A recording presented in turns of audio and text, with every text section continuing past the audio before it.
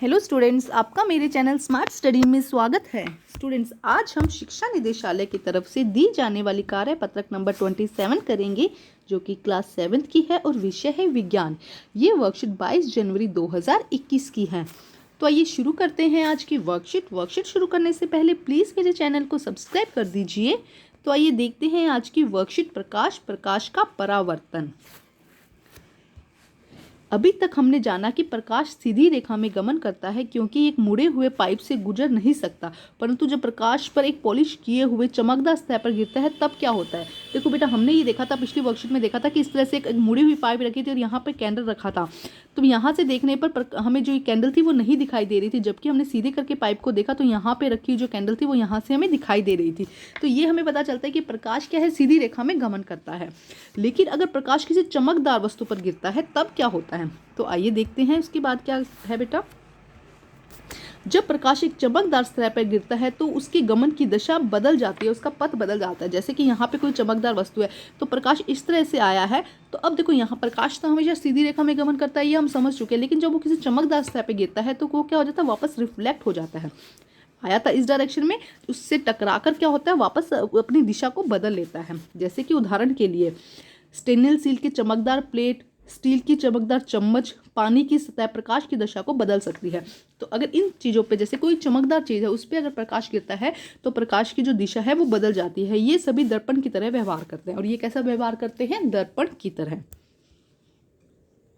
ये आगे देखते हैं दर्पण किसे कहते हैं। दर्पण कोई भी पॉलिश किया गया अथवा चमकदार पृष्ठ दर्पण की भांति कार्य कर सकता है।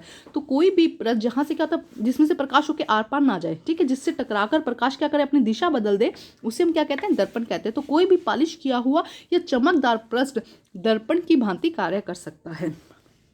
प्रकाश का परावर्तन। अब देखो, दर्पण द्वारा प्रकाश की दिशा में परिवर्तन को प्रकाश का परावर्तन कहते हैं। तो देखो, अभी हमने कहा, हमने क्या कहा यहाँ पे, देखो हम समझते हैं इसे।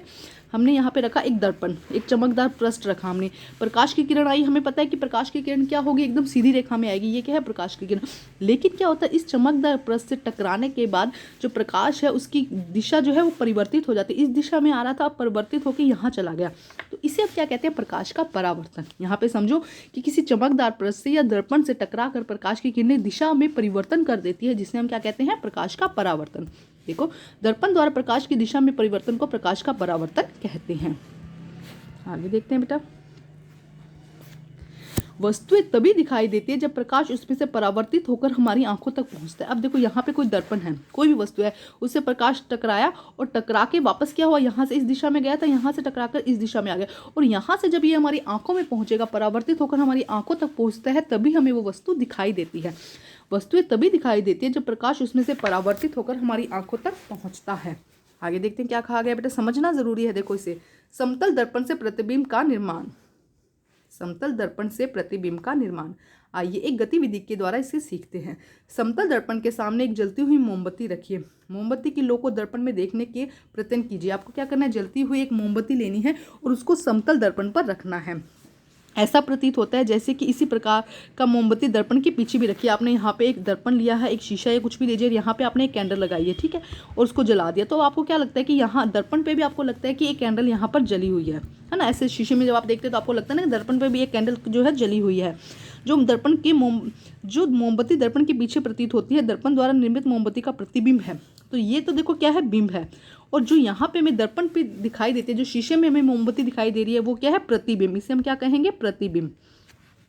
अब मोमबत्ती का दर्पण के सामने अलग अलग स्थितियों में रखिए, प्रत्येक अवस्था में प्रतिबिंब को देखिए। अब आपको क्या करना है, मोमबत्ती को एक बार आगे लेके जाना है, फिर आपको प्रतिबिंब देखना है कि कैसा दिखाई देता है, फिर आप थोड़ा इसको पीछे लेके जाएंगे, फिर आपको प्रतिबिंब कैसा दिखाई देता है।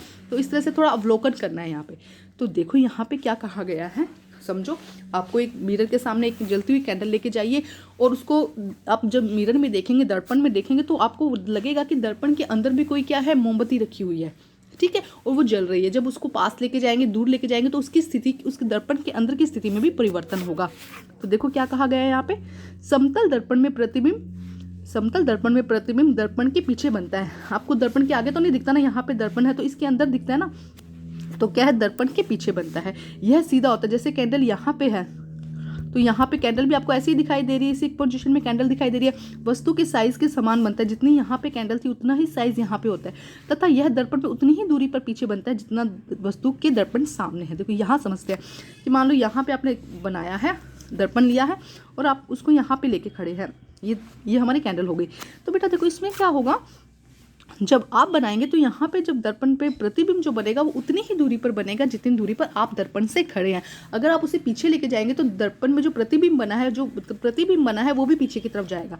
तो देखो क्या कहा गया है, दर्पण में उतनी ही दूरी पर पीछे होता है जितना वस्तु दर्पण के सामने है।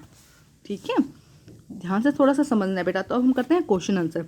दैनिक उपयोग की चीज़ों के 3 उदाहरण लिखिए जो दर्पण की तरह काम करते हैं। तो देखो कोई भी 3 उदाहरण जहाँ पे क्या हो रहा है, जो चमकदार होंगी जिससे क्या होगा, प्रकाश जो है परावर्तित होगा।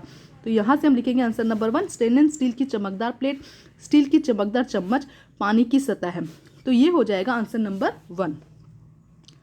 अब हम करते हैं नेक्स्ट क्वेश्चन। देखिए क्या है, प्रकाश के परावर्तन से आप क्या समझते हैं। प्रकाश के परावर्तन से आप क्या समझते हैं। तो देखो बेटा बहुत आंसर इजी दिया गया है आपकी बुक में। आंसर नंबर 2 ये रहा, दर्पण द्वारा प्रकाश की दिशा में परिवर्तन को प्रकाश का परावर्तन कहते हैं। दर्पण द्वारा प्रकाश की दिशा में परिवर्तन को प्रकाश का परावर्तन कहते हैं। अब हम करते हैं क्वेश्चन नंबर 3। देखिए क्या है क्वेश्चन नंबर 3, समतल दर्पण द्वारा निर्मित प्रतिबिंब के 4 गुण लिखिए। समतल दर्पण अभी हमने बनाया था, ये एक्टिविटी करी थी, इसमें देखा था कि जो प्रतिबिंब बन रहा है उसके 4 गुण लिखने हैं। तो देखो यहाँ पे बहुत अच्छे से दिया गया है बेटा। आंसर नंबर 3 पॉइंट डालकर लिख देंगे। नंबर 1, समतल दर्पण पर प्रतिबिंब दर्पण के पीछे बनता है। पॉइंट नंबर 2, यह सीधा होता है। पॉइंट नंबर 3, वस्तु के साइज के समान होता है। और पॉइंट नंबर 4, यह दर्पण में उतनी ही दूरी पर पीछे बनता है जितना वस्तु दर्पण के सामने है। तो ये हो जाएगा आंसर नंबर 3 का। ठीक है, अब हम करते हैं नेक्स्ट क्वेश्चन।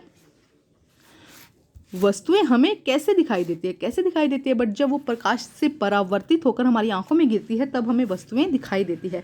तो ये हो जाएगा आंसर नंबर 4 का आंसर। वस्तुएं तभी दिखाई देती है जब प्रकाश उसमें से परावर्तित होकर हमारी आंखों तक पहुंचता है। तो ये हो जाएगा आंसर नंबर 4। तो बेटा आज की जो वर्कशीट है वो कंप्लीट होती है। वर्कशीट कंप्लीट करके अपनी टीचर से चेक कराइए और प्लीज़ मेरे चैनल को लाइक कीजिए, सब्सक्राइब कीजिए और शेयर कीजिए। Thank you students.